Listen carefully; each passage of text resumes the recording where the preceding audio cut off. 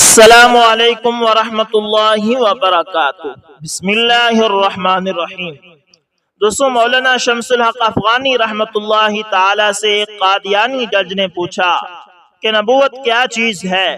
مولانا شمس الحق افغانی رحمۃ اللہ تعالی فرمانے لگے، نبوت اعلیٰ منصب ہے، اللہ جل شانہ جسے چاہے دے دیتا ہے۔ قادیانی جج بولا، جب اتنا اچھا منصب ہے تو اسے عام کرنا چاہیے۔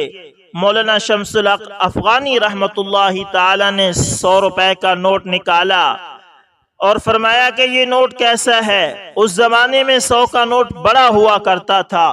قادیانی جج بولا، یہ تو اعلیٰ چیز ہے، یہ تو 100 روپے ہے۔ مولانا شمس الحق افغانی رحمۃ اللہ تعالی نے فرمایا، جب اتنی اعلیٰ چیز ہے تو اسے عام کرنا چاہیے۔ ایک مہر میں اپنی طرف سے بناؤں گا اور جیلی نوٹ تیار کر کے عام کرتا رہوں گا۔ قادیانی جج بولا، یہ کام اگر آپ نے کیا تو آپ مجرم ہوں گے اور سزا کے بھی مستحق ہوں گے۔ اس کام کی اتھارٹی صرف حکومت کے پاس ہے، کسی اور کے پاس نہیں ہے۔ مولانا شمس الحق افغانی رحمۃ اللہ تعالی نے فرمایا، ٹھیک ہے تو پھر سنو اور اب یہ بھی سمجھو کہ نبوت اگرچہ اعلیٰ منصب ہے مگر اس کی اتھارٹی صرف اللہ تعالیٰ کے پاس ہے، جس کو وہ چاہے نبی بنا دیتا ہے۔ اب آپ لوگوں نے اپنا جیلی نبی بنایا ہے تو اس لیے آپ لوگ اللہ تعالیٰ کے نزدیک بھی مجرم ہیں۔ اللہ اکبر، اللہ اکبر۔ کیا کہنے مولانا شمس الحق افغانی رحمۃ اللہ تعالیٰ کے۔ دوستو، اسی طرح پنجاب کے شہر گجرانوالہ میں ایک حکیم صاحب ہوا کرتے تھے، جن کا مطب ایک پرانی سی عمارت میں ہوتا تھا۔ حکیم صاحب روزانہ صبح مطب جانے سے قبل بیوی کو کہتے کہ جو کچھ آج کے دن کے لیے تم کو درکار ہے ایک چٹ پر لکھ کر دے دو۔ بیوی لکھ کر دے دیتی۔ آپ دکان پر آ کر سب سے پہلے وہ چٹ کھولتے، بیوی نے جو چیزیں لکھی ہوتی ان کے سامنے ان چیزوں کی قیمت درج کرتے، پھر ان کا ٹوٹل کرتے، پھر اللہ تعالیٰ سے دعا کرتے کہ یا اللہ، میں صرف تیرے ہی حکم کی تعمیل میں تیری عبادت چھوڑ کر یہاں دنیا داری کے چکروں میں آ بیٹھا ہوں۔ جو ہی تو میری آج کی مطلوبہ چیزوں یعنی مطلوبہ جو چیزیں تھیں ان کی رقم کا بندوبست کر دے گا، میں اسی وقت یہاں سے اٹھ جاؤں گا۔ اور پھر یہی ہوتا، کبھی صبح کے 9:30، کبھی 10 بجے حکیم صاحب مریضوں سے فارغ ہو کر واپس اپنے گاؤں چلے جاتے۔ ایک دن حکیم صاحب نے دکان کھولی، رقم کا حساب لگانے کے لیے چٹ کھولی تو وہ چٹ کو دیکھتے کہ دیکھتے ہی رہ گئے۔ ایک مرتبہ تو ان کا دماغ گھوم گیا، ان کو اپنی آنکھوں کے سامنے تارے چمکتے ہوئے نظر آ رہے تھے، لیکن جلد ہی انہوں نے اپنے اعصاب پر قابو پا لیا۔ آٹے دال وغیرہ کے بعد بیگم نے لکھا تھا کہ بیٹی کے جہیز کا سامان بھی۔ کچھ دیر تو حکیم صاحب سوچتے رہے، پھر چیزوں کی قیمت لکھنے کے بعد جہیز کے سامنے لکھا کہ یہ اللہ کا کام ہے، اللہ جانے۔ ایک دو مریض آئے ہوئے تھے، ان کو حکیم صاحب دوائی دے رہے تھے۔ اسی دوران ایک بڑی سی کار ان کے مطب کے سامنے آ کر رکی۔ حکیم صاحب نے کار یا صاحب کار کو کوئی خاص توجہ نہ دی، کیونکہ کئی کاروں والے ان کے پاس آتے رہتے تھے۔ دونوں مریض دوائی لے کر چلے گئے۔ وہ سوٹڈ بوٹڈ صاحب کار سے باہر نکلے اور سلام کر کے بینچ پر بیٹھ گئے۔ حکیم صاحب نے کہا کہ اگر آپ نے اپنے لیے دوائی لینی ہے تو ادھر سٹول پر آ جائیں تاکہ میں آپ کی نبض دیکھ لوں، اور اگر کسی مریض کی دوائی لے کر جانی ہے تو مریض کی بیماری کی کیفیت بیان کریں۔ وہ صاحب کہنے لگے، حکیم صاحب، میرا خیال ہے آپ نے مجھے پہچانا ہی نہیں، لیکن آپ مجھے پہچان بھی کیسے سکتے ہیں کیونکہ میں 15-16 سال بعد آپ کے مطب میں داخل ہوا ہوں۔ آپ کو گزشتہ ملاقات کا حوال سناتا ہوں، پھر آپ کو ساری بات یاد آ جائے گی۔ جب میں پہلی مرتبہ یہاں آیا تھا تو وہ میں خود نہیں آیا تھا، خدا مجھے آپ کے پاس لے آیا تھا، کیونکہ خدا کو مجھ پہ رحم آ گیا تھا اور وہ میرا گھر آباد کرنا چاہتا تھا۔ ہوا اس طرح تھا کہ میں لاہور سے میر پور اپنی کار میں اپنے آبائی گھر جا رہا تھا۔ आइन आपकी दुकान के सामने हमारी कार पंचर हो गई। अल्लाह अकबर। ड्राइवर कार का पहिया उतार कर पंचर लगवाने चला गया। आपने देखा कि मैं गर्मी में कार के पास खड़ा हूँ। आप मेरे पास आए और आपने मतब की तरफ इशारा किया और कहा कि इधर आकर कुर्सी पर बैठ जाएं। अंधा क्या चाहिए दो आंखें। मैंने आपका शुक्रिया अदा किया और कुर्सी पर आकर बैठ गया। ड्राइवर ने कुछ ज्यादा ही देर लगा दी थी। एक छोटी सी बच्ची भी यहाँ आपकी मेज के पास खड़ी थी और बार बार कह रही थी, चले ना, मुझे भूख लगी है। आप उसे कह रहे थे, बेटी थोड़ा सब्र करो, अभी चलते हैं। मैंने ये सोच करके इतनी देर से आपके पास बैठा हूँ, मुझे कोई दवाई आपसे खरीदनी चाहिए ताकि आप मेरे बैठने को ज्यादा महसूस न करें। मैंने कहा, हकीम साहब, मैं 5-6 साल से इंग्लैंड में होता हूँ। इंग्लैंड जाने से कबल मेरी शादी हो गई थी, लेकिन अभी तक औलाद की नेमत से महरूम हूँ। यहाँ भी बहुत इलाज किया और वहाँ इंग्लैंड में भी, लेकिन अभी किस्मत में मायूसी के सिवा और कुछ नहीं देखा। आपने कहा, मेरे भाई तौबा इस्तिगफार पढ़ो, खुदारा अपने खुदा से मायूस न हो। याद रखो, उसके खजाने में किसी शय की कमी नहीं। औलाद, मालो असबाब और गमी खुशी, जिंदगी मौत, हर चीज उसी के हाथ में है। किसी हकीम या डॉक्टर के हाथ में शिफा नहीं होती और न ही किसी दवा में शिफा होती है। शिफा अगर हुई है तो अल्लाह के हुक्म से हुई है। औलाद देनी है तो उसी ने देनी है। मुझे याद है आप बातें करते जा रहे थे और साथ साथ पुड़ियां बना रहे थे। तमाम दवाइयां आपने 2 हिस्सों में तकसीम करके 2 लिफाफों में डाली। फिर मुझसे पूछा कि आपका नाम क्या है। मैंने बताया कि मेरा नाम मोहम्मद अली है। आपने एक लिफाफे पर मोहम्मद अली और दूसरे पर बेगम मोहम्मद अली लिखा।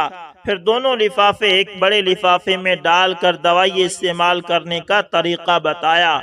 मैंने बेदिली से दवाई ले ली, क्योंकि मैं तो सिर्फ कुछ रकम आपको देना चाहता था। लेकिन जब दवाई लेने के बाद मैंने पूछा कितने पैसे, आपने कहा बस ठीक है। मैंने ज्यादा जोर डाला तो आपने कहा कि आज का खाता बंद हो गया है। मैंने कहा, मुझे आपकी बात समझ नहीं आई। उसी दौरान वहाँ एक और आदमी आ चुका था। उसने मुझे बताया कि खाता बंद होने का मतलब ये है कि आज के घरेलू अखराजात के लिए जितनी रकम हकीम साहब ने अल्लाह से मांगी थी वो अल्लाह ने दे दी है। मजीद रकम वो नहीं ले सकते।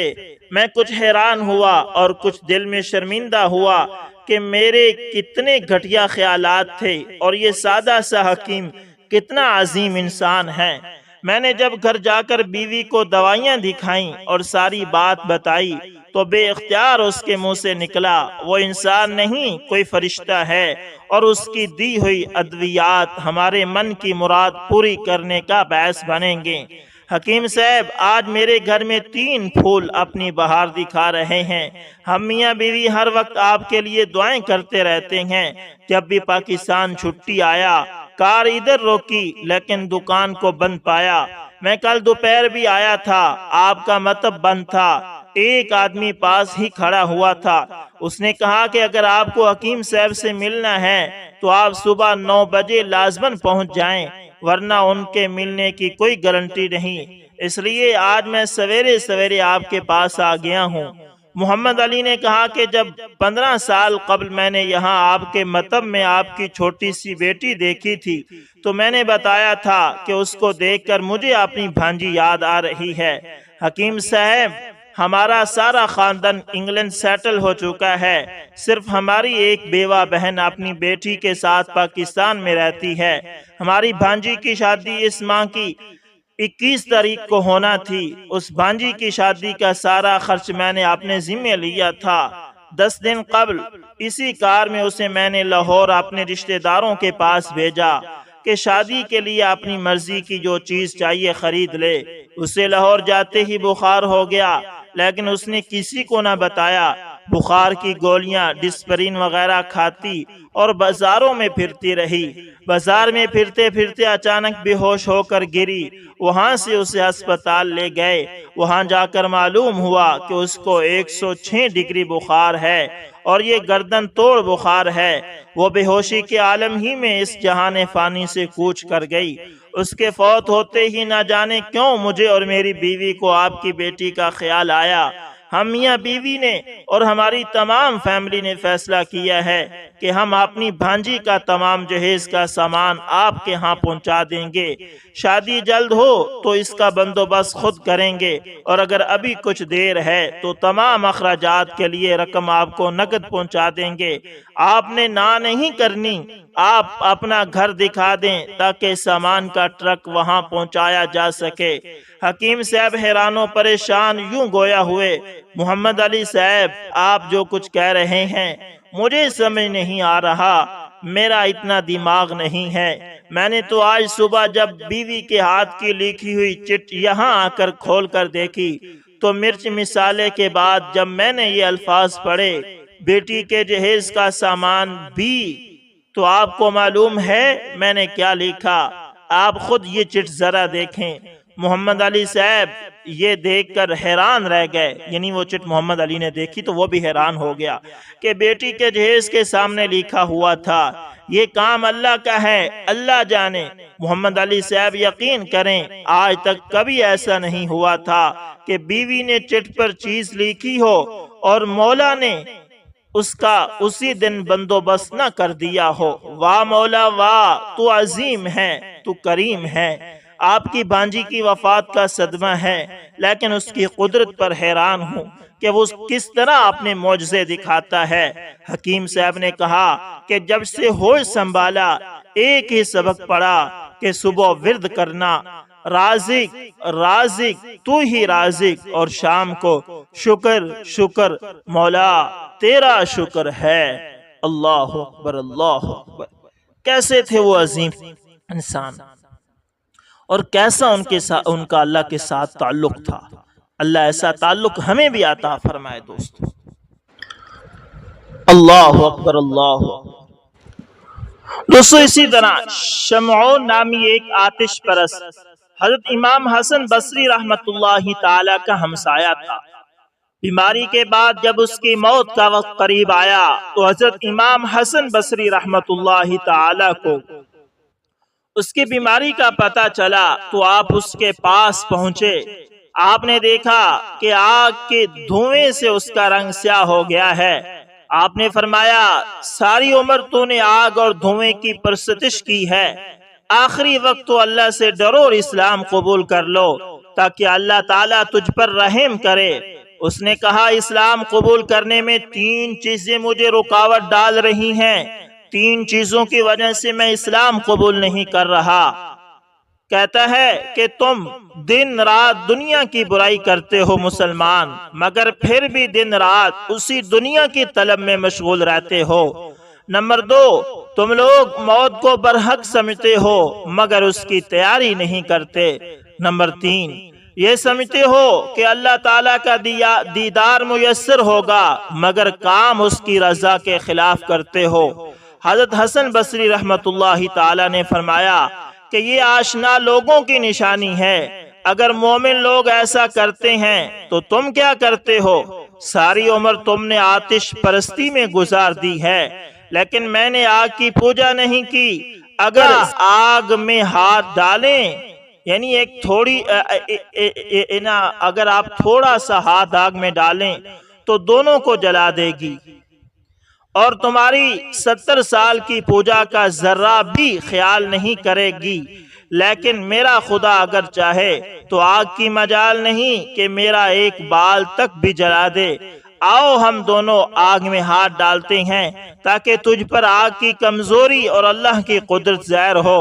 یہ کہہ کر آپ نے آگ میں ہاتھ ڈال دیا اور دیر تک آگ میں ہاتھ رکھا، لیکن آگ نے ذرہ بھر بھی اثر نہ کیا۔ شمعون نے جب اس حال کو دیکھا تو اس کی حالت بدل گئی اور کہا کہ میری ساری عمر آتش پرستی یعنی آگ کی پوجا کرنے میں بسر ہوئی، اب چند سانس باقی ہیں، ان میں اب کیا کر سکتا ہوں؟ آپ نے فرمایا کہ مسلمان ہو جاؤ۔ شمعون نے کہا کہ آپ مجھے اس بات کی تحریر لکھ کر دیں، اگر میں مسلمان ہو جاؤں تو اللہ تعالیٰ مجھے عذاب نہ دے گا۔ چنانچہ آپ نے خط لکھ دیا اور اس کی خواہش کے مطابق معززین شہر کی گواہی بھی درج کرا دی۔ شمعون خط کو لے کر ایمان لے آیا اور بہت رویا اور وصیت کی کہ مرنے کے بعد یہ میرے ہاتھ میں دے دینا۔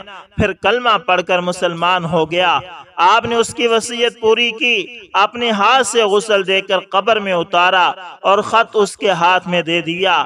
رات کو آپ ساری رات متفکر رہے کہ میں نے کیا کیا، مجھے اپنی نجات کا علم نہیں، دوسروں کو تحریریں لکھ کر دے رہا ہوں۔ اسی فکر میں آپ کی آنکھ لگ گئی تو دیکھا شمعون سنہری تاج سر پر رکھے بہشت میں ٹہل رہا ہے۔ پوچھا کہ کیا حال ہے؟ اس نے کہا کہ اللہ تعالیٰ نے مجھ پر بڑا فضل فرمایا اور مجھے بخش دیا ہے۔ آپ یہ اپنا خط لے لیں، مجھے اس کی اب حاجت نہیں رہی۔ جب آپ خواب سے بیدار ہوئے تو وہ خط آپ کے ہاتھ میں تھا۔ آپ نے خط دیکھ کر بارگاہ الہی میں عرض کی کہ خداوند تیرے کام صرف فضل سے ہی ہیں، کسی علت سے نہیں۔ اللہ اکبر، اللہ اکبر۔ دوستو اسی طرح ایک زمانہ میں ایک بہت امیر نوجوان تھا اور اس کے والد لال و جواہر کی تجارت کیا کرتے تھے۔ اپنے حلقہ دوست اور احباب میں اس کی بات چلتی تھی اور وہ اپنے دوستوں کے ساتھ انتہائی ایثار و محبت سے پیش آتا تھا۔ بدلے میں دوست بے مثال انداز میں اس کی عزت اور احترام کرتے تھے۔ دن گزرتے گئے، نوجوان کے والد کا انتقال ہو گیا اور خاندان بہت غریب ہو گیا۔ چنانچہ نوجوان نے اپنی خوشحالی کے دنوں کے پرانے دوستوں کو ڈھونڈنا شروع کیا۔ اسے پتا چلا کہ اس کا سب سے پیارا دوست جس کی وہ تکریم کرتا تھا، جس کے ساتھ اسے بہت پیار تھا، جو کبھی اس کی بات کو نہیں ٹالتا تھا، بہت زیادہ امیر ہو چکا ہے اور بہت زیادہ محلات اور جائیداد کا مالک بن چکا ہے۔ چنانچہ وہ اس کے پاس اس امید سے گیا تاکہ وہ اسے کسی نوکری پر رکھ لے یا پھر اس کے حالات بہتر کرنے کا کوئی راستہ تلاش کرنے میں اس کی مدد کرے۔ جب وہ محل کے دروازے پر پہنچا تو خدام و حشام نے اس کا استقبال کیا۔ اس نے ان سے گھر کے مالک سے اپنے تعلقات اور ان کے درمیان پرانی محبت کا ذکر کیا۔ خدام گئے اور اپنے مالک کو ان کے جگری دوست کے آنے کی خبر سنائی۔ وہ اٹھ کر پردے کے پیچھے سے ایک ایسے شخص کو دیکھتا ہے جس کے کپڑے پھٹے ہوئے ہیں اور غربت و فقیری اس کے چہرے سے عیاں ہے، لہذا اس نے ملنے سے انکار کر دیا۔ امیر دوست کے خادم اسے بتاتے ہیں کہ ہمارا مالک کسی سے بھی نہیں ملنا چاہتا۔ پس وہ محل سے اس درد و علم کے ساتھ نکلا کہ کیسے یہ رشتہ محض میری غربت کے سبب مر چکا ہے اور کیسے لوگوں کے دلوں سے اقدار اور مروت ختم ہو گئی ہے۔ محل کے قریب اس نے دیکھا کہ 3 لوگ آپس میں بحث کر رہے ہیں، جیسے وہ کسی چیز کے بارے میں استفسار کر رہے ہوں۔ وہ ان سے پوچھتا ہے کہ وہ کس بارے میں بات کر رہے ہیں۔ وہ اس کے والد کا نام لے کر کہتے ہیں کہ فلاں بن فلاں کو ڈھونڈ رہے ہیں۔ اس نے ان سے کہا کہ وہ میرے والد ہیں اور وہ بہت عرصہ پہلے فوت ہو چکے ہیں، جس پر وہ بہت افسردہ ہوئے۔ وہ اس کے والد کی خوبیاں بیان کرتے ہوئے کہتے ہیں کہ اس کے والد لال و جواہر کے بڑے تاجر تھے۔ ہمارے پاس مرجان کے قیمتی ٹکڑے ہیں جو اس نے امانت کے طور پر ہمارے پاس چھوڑے تھے۔ چنانچہ انہوں نے مرجان سے بھرا ہوا ایک بہت بڑا تھیلا اس کے حوالے کیا اور چل دیے۔ اس نوجوان پر حیرت طاری ہو جاتی ہے اور اسے اپنی آنکھوں اور کانوں پر یقین نہیں آتا کہ وہ اسے کیسے سچ مان لے۔ لیکن اب سوال یہ پیدا ہوا کہ وہ اسے کہاں اور کس کو بیچے، کیونکہ اس کے شہر میں تو کوئی بھی ایسا شخص نہیں تھا جو اس کی قیمت ادا کر سکے۔ لہذا وہ کسی تاجر کی تلاش میں نکلا۔ تھوڑی دیر کے بعد ایک بڑی عمر کی خاتون سے اس کی ملاقات ہو گئی۔ جو شکل و شباہت سے نیک سیرت لگتی تھی۔ اس خاتون نے اس سے پوچھا کہ بیٹا مجھے آپ کے شہر میں جوہری کی تلاش ہے، کہاں ملے گا؟ نوجوان نے پوچھا کہ آپ کس قسم کے جوہر خریدنا چاہتی ہیں؟ خاتون نے جواب دیا مجھے خوبصورت پتھروں کی تلاش ہے، چاہے وہ کسی بھی قسم کے ہوں اور ان کی کوئی بھی قیمت ہو۔ نوجوان نے پوچھا کیا آپ مرجان خریدنا چاہیں گی؟ اس نے کہا میں بالکل خریدوں گی۔ نوجوان نے مرجان کے کچھ ٹکڑے تھیلے سے نکالے اور خاتون کے حوالے کر دیے۔ خاتون نے جب قیمتی پتھر دیکھے تو حیران رہ گئی اور وہ ٹکڑے خرید لیے اور یہ کہتی ہوئی چلی گئی کہ وہ باقی والے ٹکڑے خریدنے کے لیے دوبارہ آئے گی۔ یوں نوجوان کے حالات میں بہتری آنے لگی اور اس کی تجارت بحال ہونے لگی۔ پھر اسے اپنے دوست کی یاد آئی جس نے برے حالات میں اس سے ملاقات کرنا گوار نہ کی، تو اس نے ایک خط میں 2 اشعار لکھ کر بھیجے۔ لکھتا ہے کہ ایسے دوستوں کی صحبت میں رہا جن میں وفا نہیں، جو حیلوں اور بہانوں سے دوستی نبھاتے ہیں۔ وہ میری امیری کے وقت مجھے عزت دیتے ہیں اور جب میں مفلس ہو گیا تو وہ جہلوں والا معاملہ کرتے ہیں۔ جب اس کے دوست نے یہ اشعار پڑھے تو اس نے جواب بھیجا کہ جہاں تک 3 لوگوں کی بات ہے جو محل کے بہر ملے ہیں، وہ کوئی حادثہ نہیں تھا بلکہ ایک چال تھی۔ جس عورت نے تم سے مرجان خریدا وہ میری ماں تھی اور تم میرے بھائی ہو اور میری آخری امید بھی۔ میں نے آپ کو بخل اور کنجوسی کے سبب نہیں واپس کیا، لیکن ہمیں خوف تھا کہ تم ہمارے سامنے شرمندہ نہ ہو جاؤ۔ اللہ اکبر، اللہ اکبر۔ دوستو اس واقعے کی شاید آپ کو بھی سمجھ نہ آئی ہو۔ ہوا یوں تھا کہ اس نوجوان کا والد بہت بڑا امیر تھا اور وہ مر گیا تو اس کے حالات خراب ہو گئے۔ جب اس کے حالات خراب ہو گئے تو اس نے سوچا کہ جو میرے والد کے دوست سے ان سے کچھ مانگتا ہوں یا ان سے صلاح مشورہ لیتا ہوں۔ تو تلاش کرتا کرتا یہ ایک ایسے دوست کے پاس پہنچا جو اس کے ابو کا بہت زیادہ دوست تھا اور اس کا بھی دوست تھا جو اس وقت بہت امیر ہو چکا تھا۔ جب یہ اس کے محل میں گیا تو اس نے اس کو پہچاننے سے ہی انکار کر دیا۔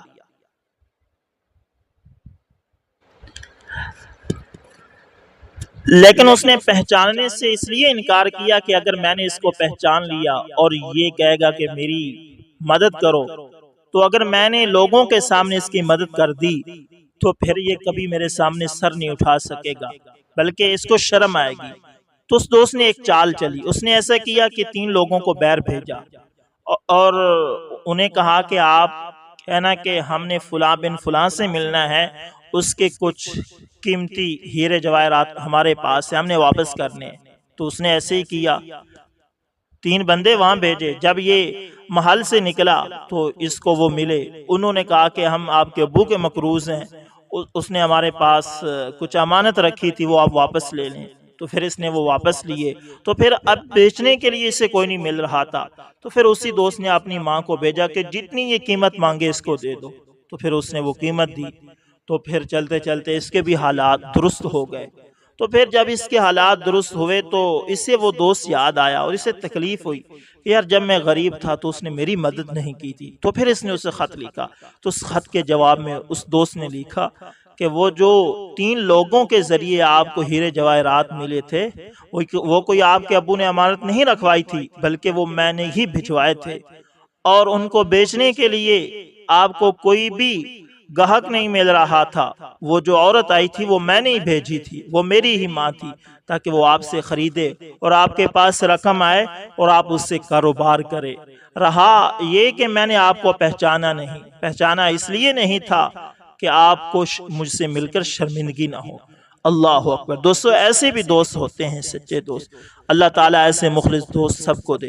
دوستو امید کرتا ہوں ویڈیو اچھی لگی ہوگی، پسند آئے تو لائک شیئر کمنٹ لازمی کریں، اور اگر آپ ہمارے چینل AS انفارمیشن TV پر نئے ہیں تو دوستو اس کو بھی لازمی سبسکرائب کر لیں اور ساتھ میں بیل کے نشان کو دبانا نہ بھولنا تاکہ ہر نئی ویڈیو کا نوٹیفیکیشن آپ لوگوں تک پہنچتا رہے۔ دوستو ملتے ہیں کسی نیکسٹ اچھی سی ویڈیو کے اندر، تب تک کے لیے اللہ حافظ، جزاکم اللہ خیر۔